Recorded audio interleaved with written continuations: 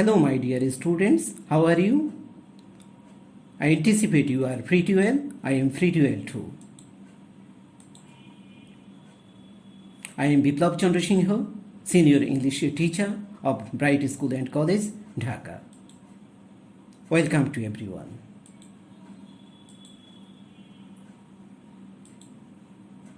In the previous class, I had delivered my lecture on the rules of comma and full stop.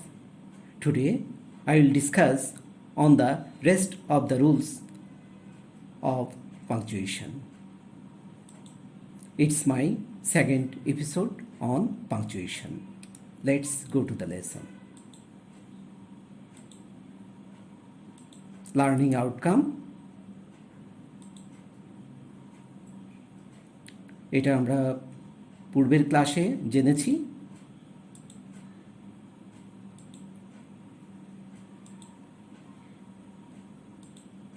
Definition আমার প্রথম ক্লাসের মধ্যে আলোচনা করা হয়েছে। যারা এটা তোমরা দেখতে পারোনি ওইখান থেকে দেখে নিও।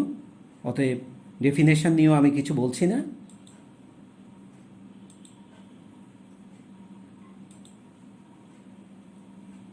Okay, semicolon. Semicolon is used for longer recess than comma. Semicolon ব্যবহার হয় কমার থেকে দীর্ঘ বিরতির জন্য।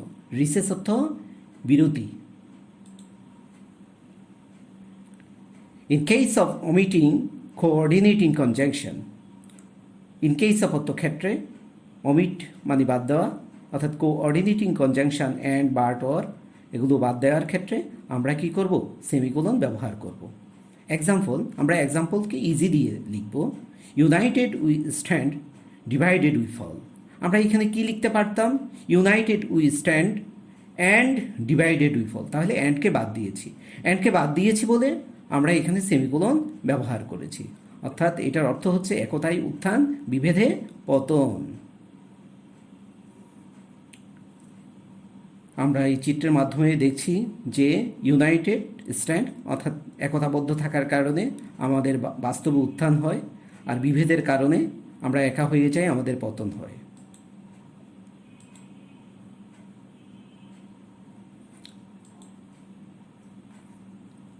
Therefore, yet, then, however, so, otherwise, still, nevertheless, etc. conjunction in the middle of two sentences. এই কনজাংশনগুলো যদি দুটো বাক্যের মাঝখানে থাকে তখন আমাদেরকে এই কনজাংশনগুলোর আগে কি ব্যবহার করতে হবে? সেমিকোলন ব্যবহার করতে হবে। যেমন he had sincerity yet he is not respected in his locality. এখানে ইয়েটের আগে আমরা কি ব্যবহার করেছি? আমরা সেমিকোলন ব্যবহার করেছি।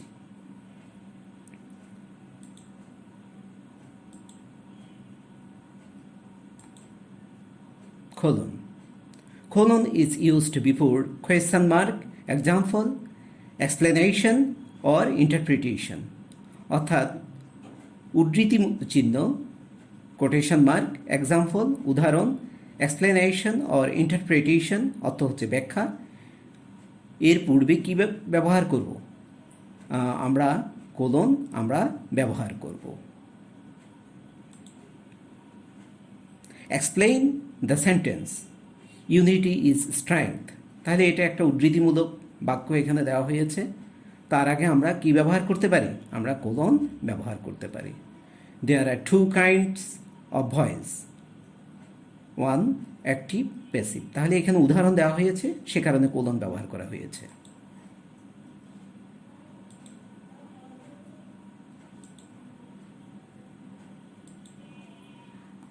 In case of a dialogue or a drama, অর্থাৎ নাটক অথবা সংলাপের ক্ষেত্রে আমরা কোলন ব্যবহার করব। Niloy, how are you? Milon, I am fine. তাহলে এটা একটা সংলাপ, সংলাপের ক্ষেত্রে আমরা কোলন ব্যবহার করি।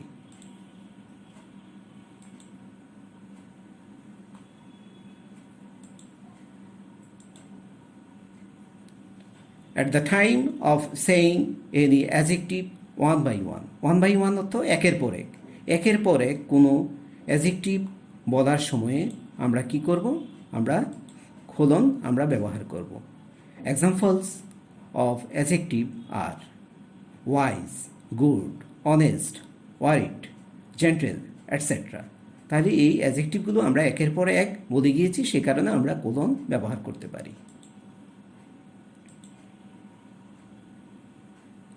নোট অফ ইন্টারোগেশন মানে প্রশ্নবোধক চিহ্ন কোথায় ব্যবহার করব এটা আমরা সবাই জানি। For asking any question two somebody, অর্থাৎ কাউকে কোনো প্রশ্ন জিজ্ঞাসা করার জন্য আমরা প্রশ্ন ব্যবহার করি। Asad said, what's the time by your watch? এখানে আসাদ জিজ্ঞাসা করলো, সে কারণে বাক্যের শেষে প্রশ্নবোধক দেওয়া হলো। ইনভার্টেড কমা অর্থ হচ্ছে উদ্ধৃতি চিহ্ন।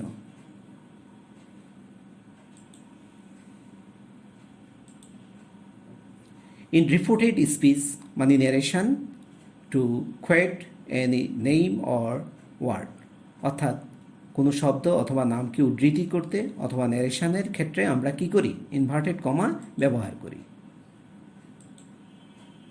বিপ্লব সেড, এনলাইটেন ইউর লাইফ, তোমার জীবনকে আলোকিত করো। তাহলে এটা হচ্ছে বিপ্লবের একটা বক্তব্য, অর্থাৎ রিপোর্টেড স্পিচ। এই রিপোর্টেড স্পিচের ক্ষেত্রে আমরা কি করি? এভাবে ইনভার্টেড কমা ব্যবহার করি। এটা হচ্ছে ন্যারেশন। যারা ন্যারেশন প্র্যাকটিস করি তারা জানি যে ন্যারেশনের ক্ষেত্রে অবশ্যই আমাদের ইনভার্টেড কমা ব্যবহার করতে হয়। Hamlet is written by William Shakespeare. তাহলে এখানে হ্যামলেট এটাকে আমরা কি করেছি? হাইলাইট করেছি, আমরা উদ্ধৃতি করেছি। কোনো ওয়ার্ডকে যদি হাইলাইট করি তাহলে এখানে ইনভার্টেড কমা দিতে হয়। অ্যাপোস্ট্রোফ, অ্যাপোস্ট্রোফ শব্দের অর্থ ঊর্ধ্ব কমা, অর্থাৎ উপরে কমা দেওয়া, উপরে কমা।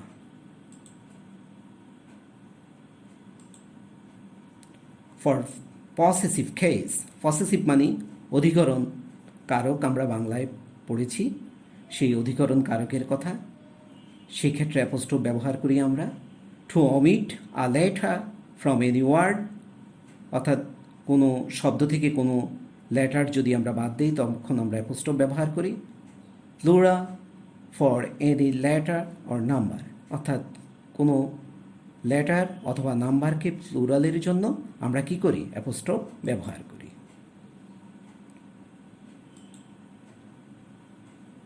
ইটস আ লায়ন্স এ ডেন, এটা কার গুহা? সিংহের গুহা, লায়ন্স। তাহলে অ্যাপোস্ট্রোফ এস দেওয়ার কারণে এটা পসেসিভ কেস হয়েছে, অর্থাৎ সিংহের অধিকারী এই গুহাটা, তাই সে কারণে এটা অধিকরণ কারক। তাহলে হোয়াটস অ্যাবাউট ইউ, এখানে কি হয়েছে?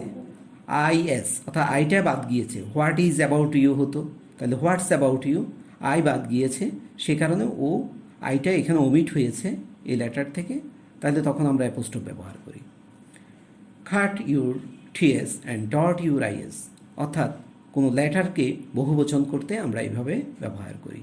তাহলে এখানে বলা হয়েছে অর্থটা হচ্ছে টিগুলোর মাথা কাটো এবং আইয়ের মাথাগুলোতে বিন্দু দাও। তাহলে এখানে লেটারকে বহুবচন করতে আমরা টি ফুল স্টপ এস ব্যবহার করি এবং আই ফুল স্টপ এস ব্যবহার করেছি। এখানে একটা নাম্বারকে ব্যবহার বহুবচন করার জন্য তাও আমরা অ্যাপোস্ট্রোফ এস ব্যবহার করেছি। বাট ইন ওয়ার্ড, কিন্তু কথায় আমরা দেখছি এটা অঙ্ক লেখা এবং এটা হচ্ছে সংখ্যায়। যদি কথায় হয় তখন আমরা যেমন টুকে আমরা বহুবচন করতে পারি এভাবে, টুলস।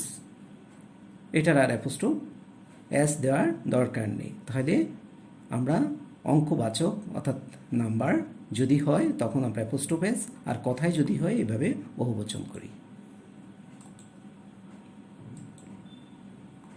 নোট অফ এক্সক্লেমেশন অর্থাৎ আশ্চর্যবোধক চিহ্ন। টু এক্সপ্রেস স্ট্রং ইমোশন, সরো, পেইন এটসেট্রা, অর্থাৎ আমাদের প্রবল আবেগ, দুঃখ ইত্যাদি বোঝানোর জন্য আমরা আশ্চর্যবোধক চিহ্ন ব্যবহার করি। হাউ গ্রিগেরিয়াস দ্য পেঙ্গুইনস আর, গ্রিগেরিয়াস অর্থ সঙ্গপ্রিয়, পেঙ্গুইনরা কত সঙ্গপ্রিয়। তাহলে এখানে একটা আমরা সাইন অফ এক্সক্লেমেশন ব্যবহার করেছি, কারণ এখানে মনের আবেগ দিয়ে আমরা বলেছি। Alas he is no more today, তাহলে এখানে অ্যালাস, হুররে এগুলোর পরে আমরা জানি সাইন অফ এক্সক্লেমেশন বসে, এবং সাইন অফ এক্সক্লেমেশন পর অবশ্যই প্রথম লেটারটা বড় হাতের হবে, hyphen.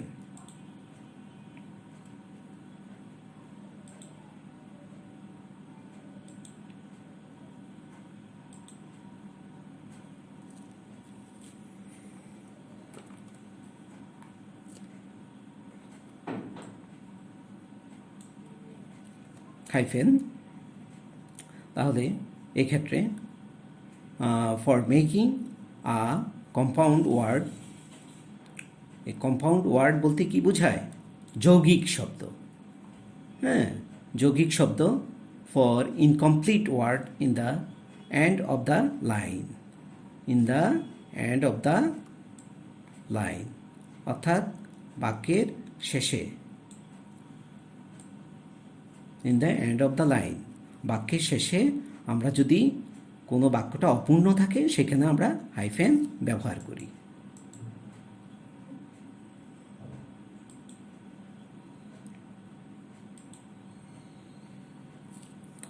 Father in law,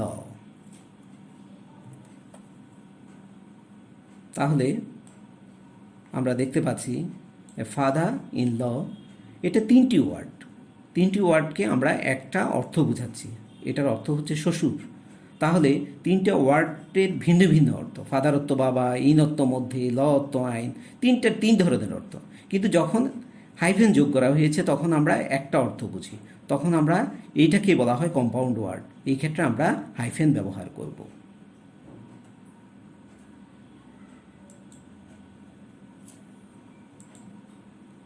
I love the poor people, এখানে লক্ষণীয় বিষয় যে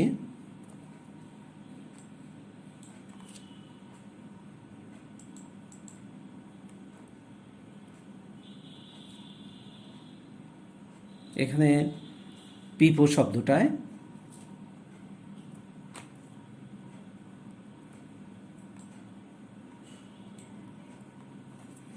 আমরা ইটাকে বাদ দিয়েছি, তখন আমরা কি করব?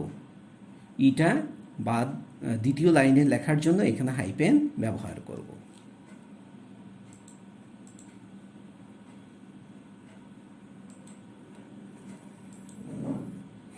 ড্যাশ,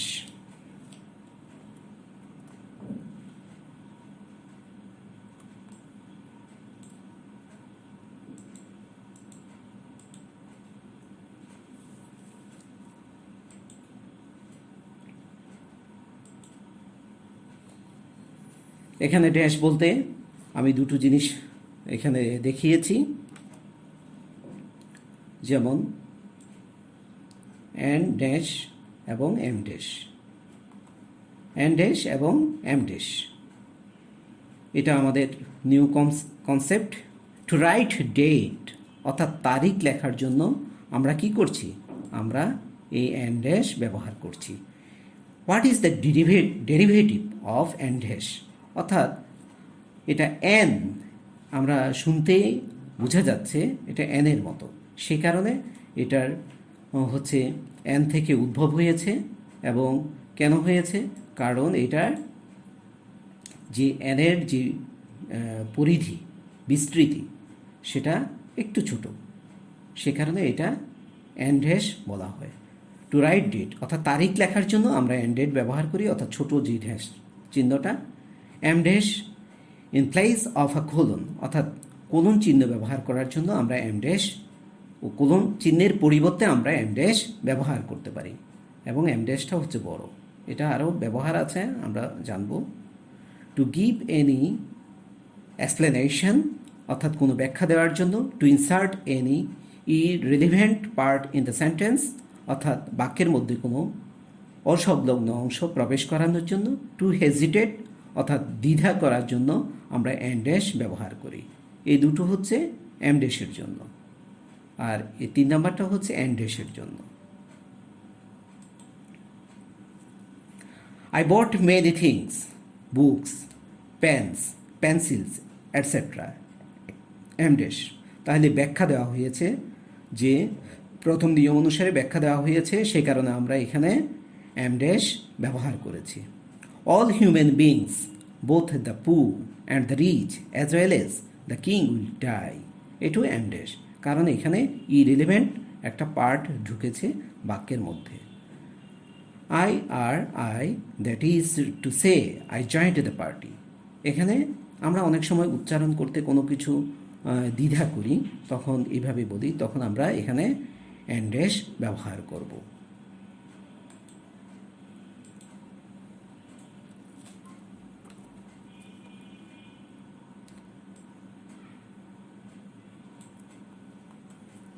ব্র্যাকেটস অর প্যারেন্থিসিস, এই প্যারেন্থিসিস শব্দটা হয়তো আমাদের কাছে অনেকের কাছে নতুন, আমরা নতুন করে এই শব্দটা, এটা হচ্ছে এখানে বন্ধনী, তার মানে আমরা গণিতের মধ্যেও আমরা এই শব্দটা এইভাবে বলতে পারি, যেমন ফার্স্ট প্যারেন্থিসিস প্রথম বন্ধনী বা লঘু বন্ধনী, সেকেন্ড প্যারেন্থিসিস আমাদের হচ্ছে দ্বিতীয় বন্ধনী বা ধনুক বন্ধনী, থার্ড প্যারেন্থিসিস আমাদের তৃতীয় বন্ধনী বা গুরু বন্ধনী, এভাবে আমরা বলতে পারি।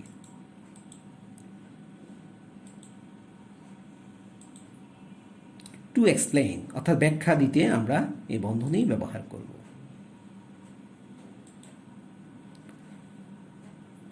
I bought some stationery items, erasers, pencils and sharpeners. তাহলে এই ব্যাখ্যা দেওয়ার জন্য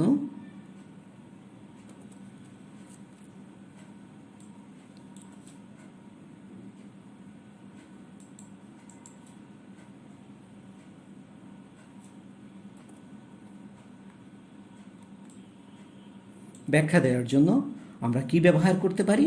এই প্যারেন্থিসিস ব্যবহার করতে পারি। ওকে,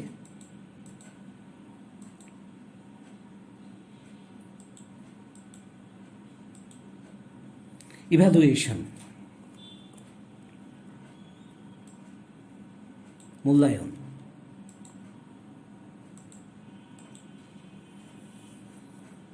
Hello everybody, how are you? I anticipate your study is going on well. Dear students, if you study diligently, প্রিয় শিক্ষার্থীরা তোমরা যদি যত্ন সহকারে পড়ো, and build your character, you will be benefited, enlightened, and the human beings will be benefited. Don't you want to do the welfare of the nation? তাহলে এটার কোথায় পাংচুয়েশন কি হবে আমরা একটু দেখব। এখানে হ্যালোর পরে কমা দিয়েছি, আমরা সাইন অফ এক্সক্লেমেশন বসাতে পারি। তাহলে কেন বসিয়েছি? আমরা হ্যালো এভরিবডি, এরপরে সাইন অফ এক্সক্লেমেশনটা বসিয়েছি, সেই কারণে তার আগে আমরা কমা দিয়েছি। তাহলে আমরা এখানে যদি কমা ব্যবহার করি, পরবর্তীতে আমরা সাইন অফ এক্সক্লেমেশন বসাবো, আদারওয়াইজ এখানে সাইন অফ এক্সক্লেমেশন বসাবো। এখানে দুটো ওয়ার্ডকে কাজে লাগাচ্ছি, সে কারণে প্রথমটাতে কমা, পরে sign of exclamation. How are you? এখানে প্রশ্নবোধক। I anticipate your study is going on well. আমি প্রত্যাশা করি তোমাদের পড়ালেখা ভালোই চলছে। তাহলে এখানে ফুল স্টপ। ডিয়ার স্টুডেন্টস, এখানে শিক্ষার্থীদেরকে সম্বোধন করা হয়েছে, এটা হচ্ছে ভকেটিভ কেস, এবং স্টুডেন্টসের এস বড় হাতের হবে। ভকেটিভ কেস যাকে সম্বোধন করা হয় তাকে বড় হাতে লিখতে হয়, এবং আমরা কমা ব্যবহার করেছি। ইফ ইউ স্টাডি ডিলিজেন্টলি, তুমি যদি যত্ন সহকারে পড়ো, অ্যান্ড বিল্ড ইউর ক্যারেক্টার, এবং ইফের ক্লজ এখানে, তাহলে ইফ দিয়ে দুটো ক্লজ থাকে, সে কারণে এখানে দুটো ক্লজকে ভাগ করার জন্য কমা দেওয়া হয়েছে। ইউ উইল বি এনলাইটেন্ড, তোমরা আলোকিত হবে, and the human beings will be benefited, এবং মানব জাতি কী হবে? উপকৃত হবে। তাহলে বাক্য শেষ, এখানে ফুল স্টপ। ডোন্ট, এখানে ওকে ওমিট করেছি, সে কারণে এখানে ফুল স্টপ বসবে। Don't you want to do the welfare of the nation? তাহলে আমরা কি করব? এখানে প্রশ্নবোধক চিহ্ন বসাবো, কারণ এটা তো interrogative sentence. Thanks to everybody. Last of all, like, share and subscribe to my YouTube channel Biplav Singh to get the next educational tutorials.